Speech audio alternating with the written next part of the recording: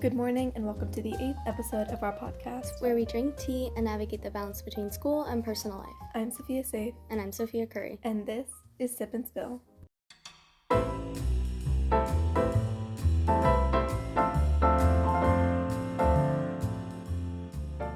Welcome back to the Tea Journal. The topic we'll be touching on today is the importance of sleep. So first we can talk about mental health and the importance of sleep for that. So do you want to start with how sleep deprivation affects mental health then? Yes. Okay.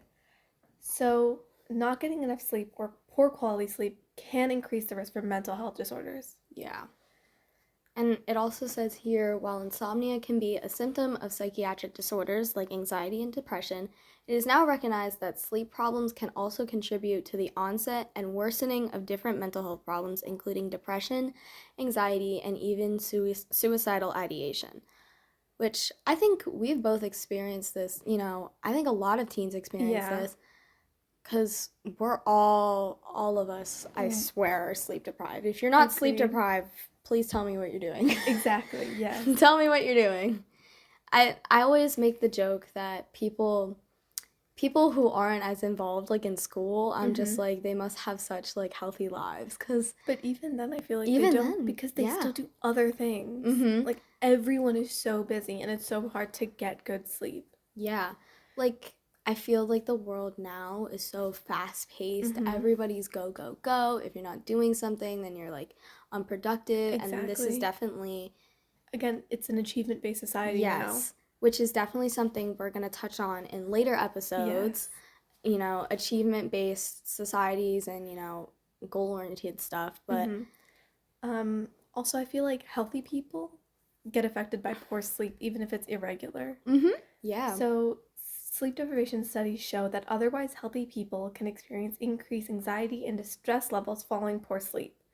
Those with mental health disorders are even more likely to experience chronic sleep problems, and in turn, these sleep problems are likely to exacerbate psychiatric symptoms and even increase risk for suicide. Yeah. I'd like to mention again that the suicide hotline is that you can contact the suicide hotline by dialing 998 or texting 998. Yes. I also want to say that we have researched all this, and we will put the research and links to our research in the description below about all the things that we're talking on. So this specific section we're getting from Columbia Psychiatry Psychiatry. Yeah. And what they're saying here is, in general, children and teens need more sleep than adults, which I think we all have heard that before. Multiple times.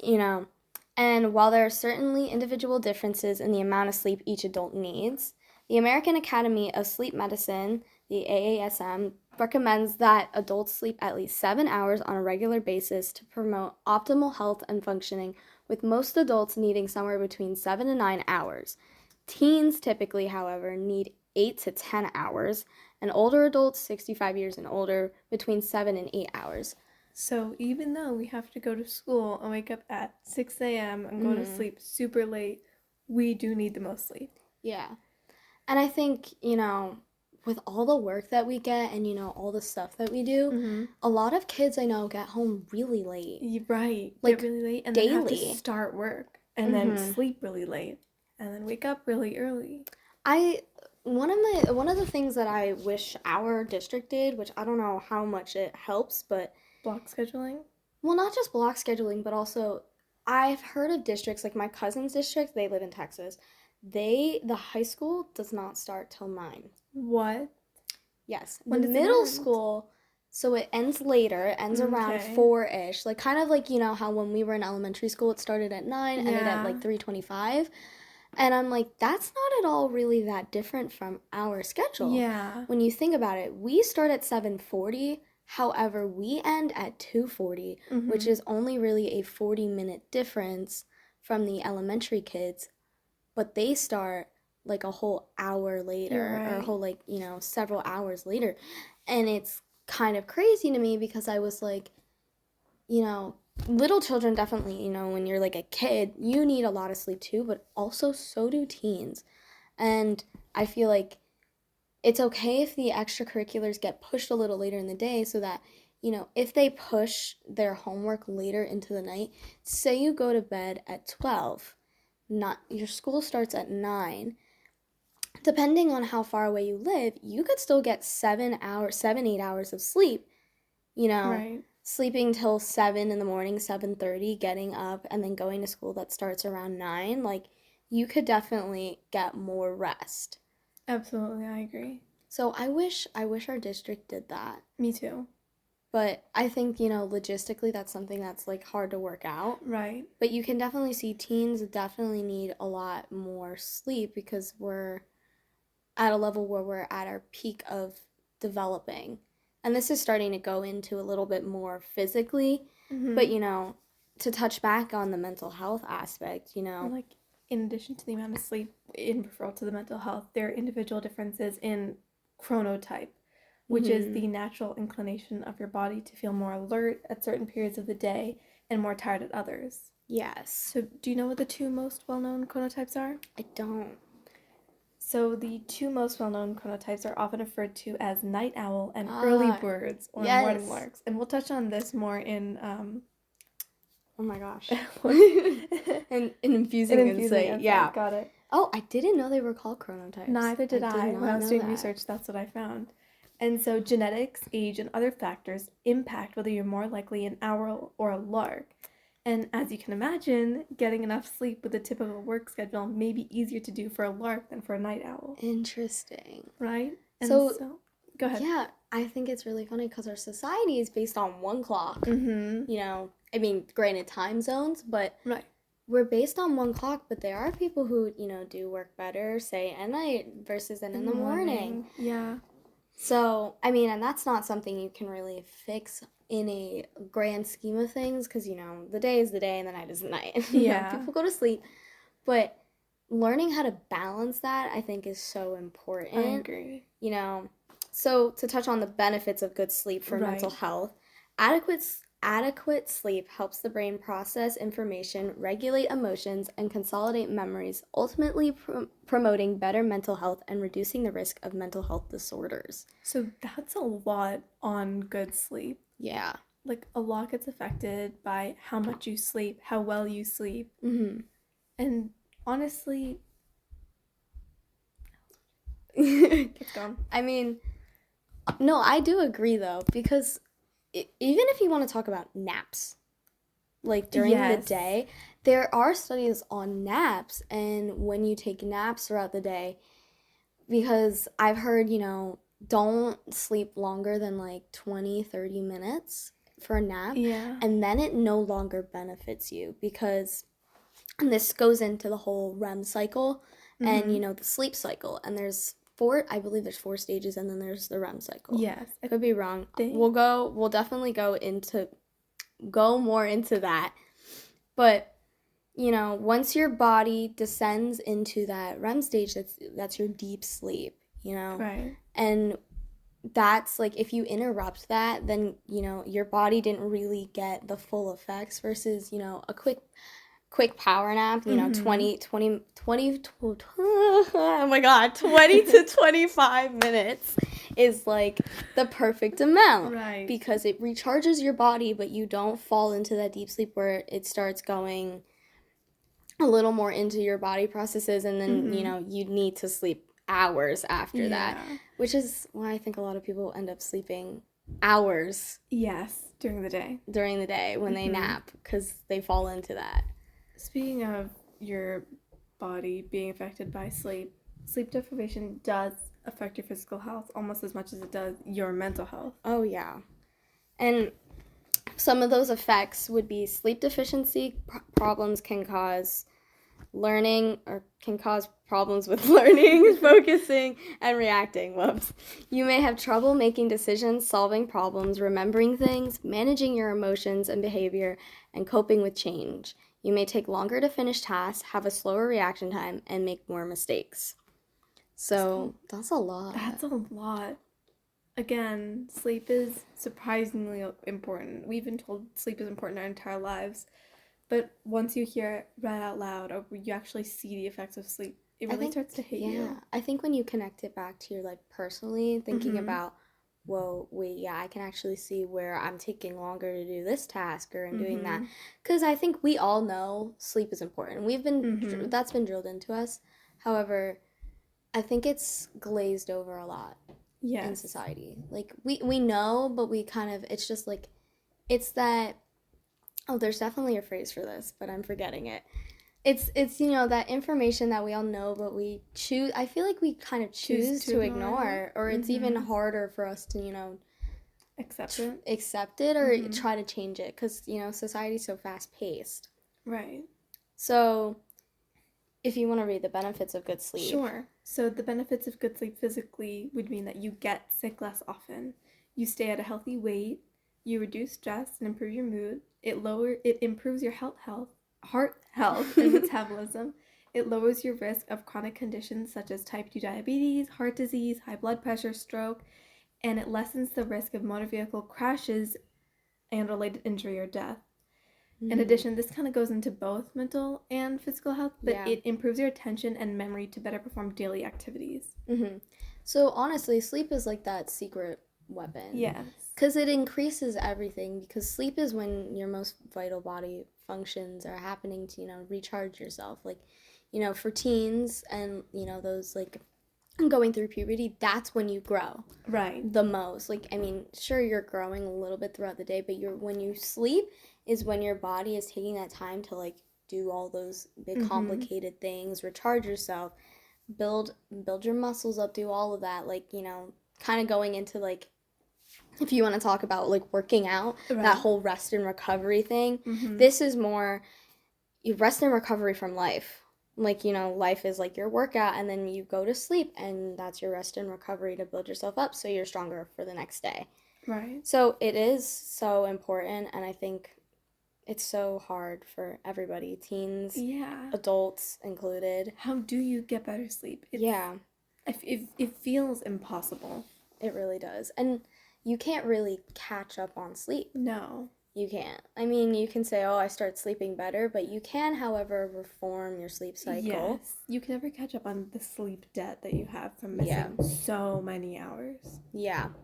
But going to bed and getting up at the same time every day, Mm-hmm. that starts to reform, there's this Right. thing called your circadian rhythm. And so, it was originally based on when the sun comes up and the sun goes down. And, that goes way back to like when we were like cavemen and stuff. Yeah. And just like that was how our bodies were built. However, some of the things that can affect that, your phone, Mm-hmm. devices, and like lights. So the blue light from your phone, like that's the same type Yeah. of light kind of you get from daylight. You should be turning off your electronic devices at least 30 minutes Yes. before your bedtime. Because that's telling your brain to still be awake, and that keeps it active, and that Mm-hmm. allows you, if you struggle with falling asleep, that is feeding the problem. Yes. For sure. Not sleeping with your phone near you and doing that. And I know like we're all guilty of doing that, especially with our alarms being on our phones and Mm-hmm. stuff. But finding like a good place to put it definitely can help. Keeping your bedroom quiet, relaxing, and at a cool temperature can also help. Really? I hate being cold when I I sleep, hate being cold when I sleep too. but I love when the room is cold and I'm the only thing warm. And it feels so good. Really? Yeah. Like cozy and snuggled up in the blanket. I can see that. However, my room is always freezing. Like me too. freezing. My brother has a really warm room. My room is like the room in the house that is like constantly Me like too. Freezing cold. and I think it's due to my giant window that I have in my room, because then when it's summer, if I like open the shade, then it's the hottest room in the house, and then it's like, okay. oh my god. But I don't know. I definitely, when it gets too hot, it's like Impossible. impossible to sleep. Too cold, I think it's like that Goldilocks temperature. Yeah. Yeah. And then avoiding large meals and alcohol before bedtime. Yeah. So that's, I mean, we're teens. We shouldn't be drinking alcohol. Yeah. I don't. I don't either. I can't even imagine drinking alcohol. Honestly. It low-key kind of scares me. Mm-hmm. But large meals, however, I can relate to that. That is me. I can relate to large Yeah. meals. I feel like this one's a little obvious, but avoiding caffeine in the afternoon or evening. Yes. So this is not just like right before you go to bed, but like overall in the Yeah. afternoon or evening. So like past like 3 o'clock, Yes. you probably shouldn't be My drinking mom caffeine. does that. Once it hits 3, she doesn't drink her coffee anymore because, she noticed that her body can't go to sleep if she starts drinking coffee past that hour. So it really does fall back even earlier in the day. Like, Yeah.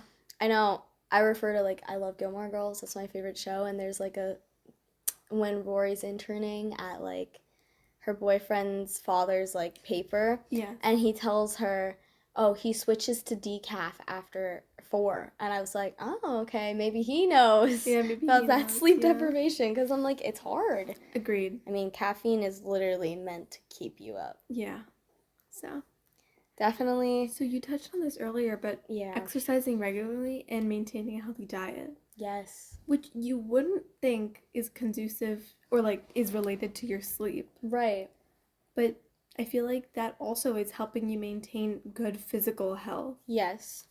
And so does sleep. Yeah. And that's touching into how to get better sleep because, if your body is stronger, your body is able to do those physiological processes more efficiently. Right. And sleep is therefore is more efficient and it's better for you. I mean, it's good for everybody, but it's accomplishing more than I'd say if you aren't, maintaining your physical health. So I think the main takeaway would be, recognize how loss of sleep is affecting your life, and then, take these better sleep tips, like how to get that better rest, and try to apply them to your life. Don't do all of them at once. No. But try to turn off your phone. Micro steps. Micro steps. Turn off your phone. Try to go to sleep at the same time. I know that's a hard one, especially really on the weekend, but might as well. And waking up at the same time every day. I can't promise results. Like, I can't promise I can do that. Oh, I can't especially either. On the weekend, there's no way. Yeah. But it'll definitely, it definitely helps. Agreed. So that pretty much wraps up our Tea Journal for this week.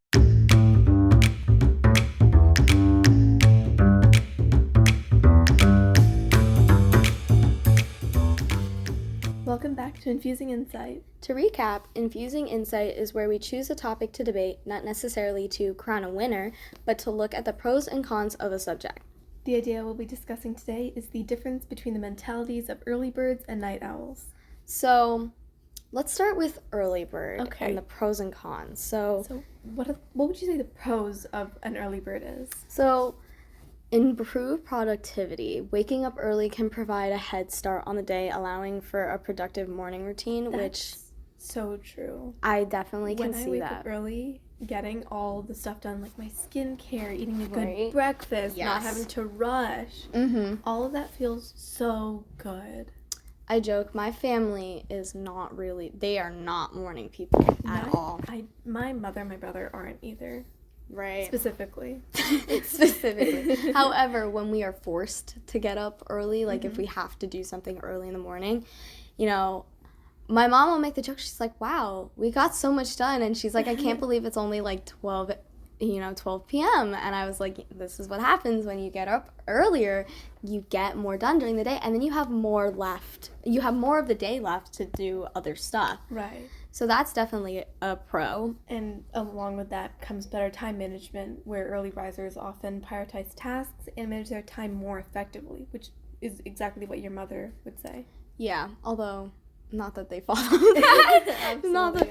But they know they definitely know that we're we all know that we're guilty of sleeping in. Yeah, absolutely. Enhanced creativity.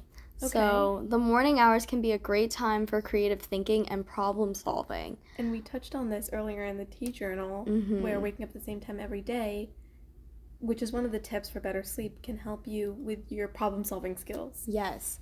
And I think, definitely if you're an early riser, that's when your brain is fresh and awake. I think one of the things that I said is last year me and Sophia were in math class in eighth period. Right. And I was dying. Now we have math together first period, and now arguably that sounds worse. So we have a 9-period day. Mm-hmm. However, even though you're tired in the morning, your brain your brain isn't burnt out yet. No. You know, it's refreshed. And honestly, I think our grades have been better. Oh, my grades are astronomically better. Right. Like, because by 8th period, I am done. Like, my brain is shutting down. Gone. I can't do it. You know, I'm less likely to understand the concept because I'm so tired that I'm like, Sophia's watched me speak literal gibberish Yes, in I 8th have. period. And she's like, I'll ask a question and she'll be like, what? She's like, what What just are you left your saying? mouth? However, first period, they're still gibberish, but Oh, it's yeah. more like gibberish non-relating to math. Yes. It's just like I'll stumble over a word or two. However, So, yeah. again, we touched on this in the T journal, but health benefits. Waking up early can be associated with healthier habits, such as exercise and a balanced diet. Yeah, I know that when I started waking up earlier, now I'm falling out of that routine again. Mm-hmm. But I had a whole routine and I would do a little workout in the morning and my energy level was up. Okay. And I loved that because I felt like, you know, 1, I accomplished something, 2, it's good for my health, and 3, you know, although you do feel a little tired, it does give you that energy boost. It gets your blood pumping, it's running, you know, you're ready for the day. I think personally that's a really good start to the day. Agreed. Quiet time. Oh my god. I love when I'm the only one up Me too. because it's quiet and And it's it's peaceful. yeah. And they can just like it says, you know, quiet time can be good for more focused work or reflection. I feel like that's so true. Mhm.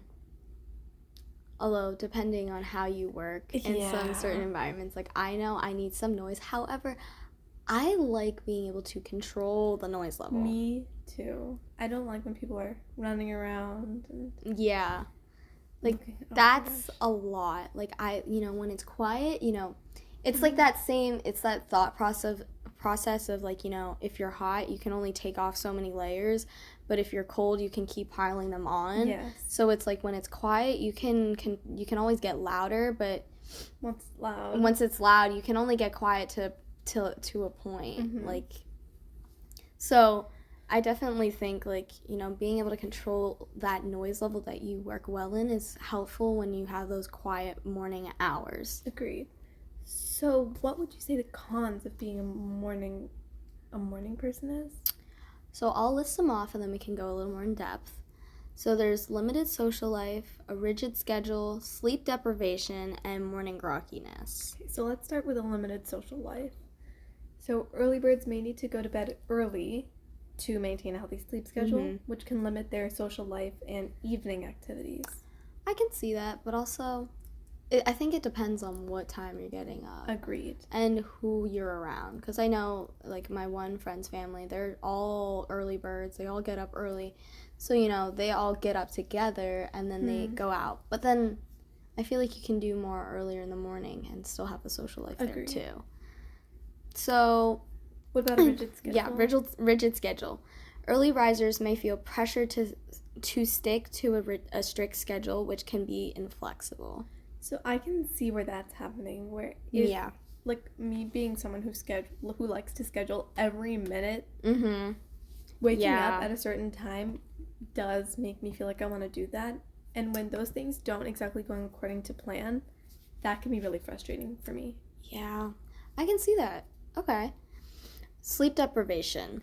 So waking up too early can lead to sleep deprivation if not enough sleep is obtained. So Yeah. that's if you don't go to bed like early enough where you Mhm. can wake up early and maintain a good life and sleep schedule. Yeah, and I think I can connect to that because I don't know if I'm an early bird or a night owl because I can stay up really late, but I can also get up really early. Mhm. Like I find my body waking me up.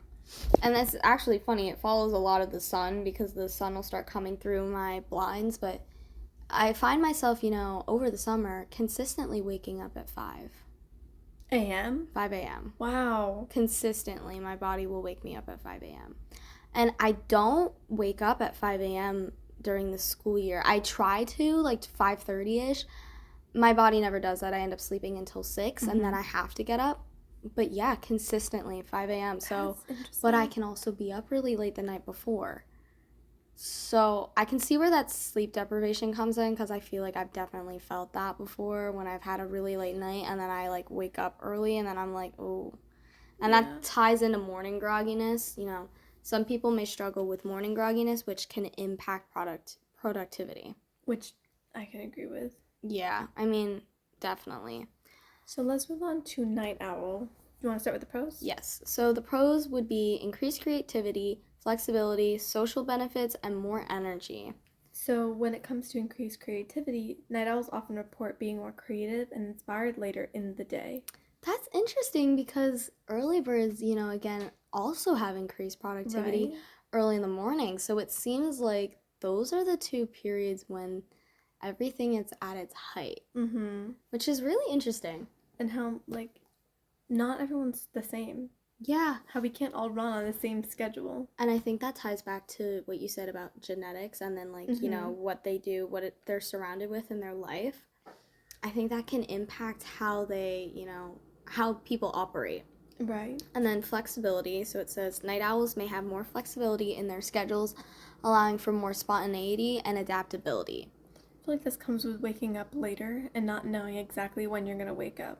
So Yeah. there's not exactly like a schedule that comes along with it. Or how much time you're going to have in the day to get all this stuff done. So I feel like, although I am more of like, my family's like more type A. We have type A personalities. Yeah. But I was like, you know, type A is very regimented, perfectionism, all that. So I find it kind of ironic that we are, you know, night owls, not really morning people. But, you know, because the the early birds seem to like really have that rigid schedule and like regimented. So that's interesting. So apparently there are social benefits to come with being a night owl, where they often enjoy a more active social life with more opportunities for evening events and activities. And I think that ties back into like that adaptability and that, you know, that spontaneity, because people can be like, oh, do you want to do this later in the day? And if you were an early bird, you might have to be like, oh no, I actually like have to go home. That's, you know, around the time that I start getting ready for bed. Whereas and night owls may be able to take a little more time out of their night. Oh yeah. And be able to wake up later to continue to maintain that healthy sleep schedule. Yes.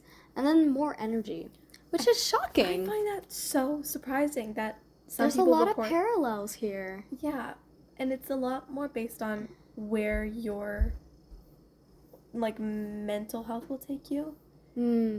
Or like how, I don't want to say predestined you are to be a morning person or a night owl, but it's really up to who you are as a person. Right. What you're around, who you're around, your genetics, everything. Rather than, like, choosing. Yes. I mean, you can choose to be one. I'd much rather be a morning person. Right. But it's hard to maintain it. I think you kind of have, and then I think there are people who fluctuate. Like, I think I fluctuate between whichever, like, depending on what I did the day before and stuff like that. So, to touch into the cons of being a night owl, sleep deprivation, productivity challenges, conflict with traditional schedules, and health risks are some of the cons. So starting with sleep deprivation, night owls may struggle with getting enough sleep, which can impact physical and mental health, which is what we talked about in the T-Journal.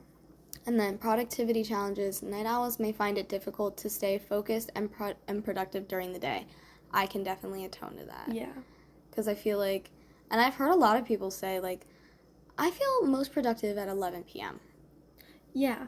And I was like, yeah, because some people start crashing, and then I think it's either, like, adrenaline they might be running on, or some people genuinely do feel better at 11 p.m. Yeah. It really does depend. Yeah. There's a lot of conflict with traditional schedules. Traditional school schedules, for example, favor early risers. Oh, yeah. Waking up at 7 a.m.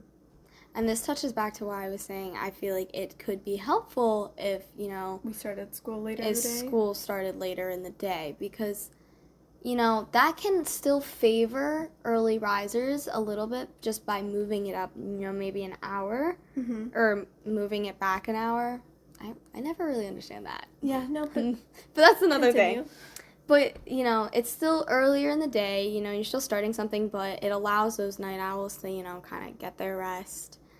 And then, Health risks. yeah, chronic sleep deprivation and irregular sleep patterns can have negative health consequences. We talked about regular sleep Yes. patterns in the tea journal and how waking up and going to sleep at the same time can really help. Yeah, so I feel like I think it's more like personal preference and kind of just observing yourself again. This is very all introspective, really tuning into how your body operates and listening to it. And then, keep in mind that these are just general pros and cons, and an individual experiences may vary. Absolutely. Some people may find that they're naturally more productive or creative at certain times of the day, regardless of whether they're an early bird or a night owl. Yes. And just make sure that you are getting enough sleep to fulfill the schedule that works best for you. Agreed. So I think this goes back to, you can't really choose to be a night owl or an early bird. You can try to force yourself to be one, but it won't really work. Yeah, focus more on helping yourself create a healthy sleep schedule within what you are. Yes, I was going to say find that inclined balance. To be. So as a night owl, you might decide to go to bed at a certain time, but that time being later. Yes. Or setting your alarm later in the day, but still setting an alarm. Yes. Setting an alarm for 11 a.m. instead of maybe 9. Yeah, I think it's really important to tune into yourself. Mm-hmm. I think that can kind of be our mantra for today. Tune into yourself? Tune into yourself. Because, if you have a schedule that favors, say, a lot of teens, their schedules favor an early bird. Yeah. However, a lot of us I know are night owls, so tuning into yourself can help you find a better way to balance, okay, if I work better here, how can I find a way to improve my sleep while still, favoring that night owl tendency. And the same for early birds. So the main takeaway would be kind of tune into yourself. Yeah. That pretty much wraps up Infusing Insight. Okay.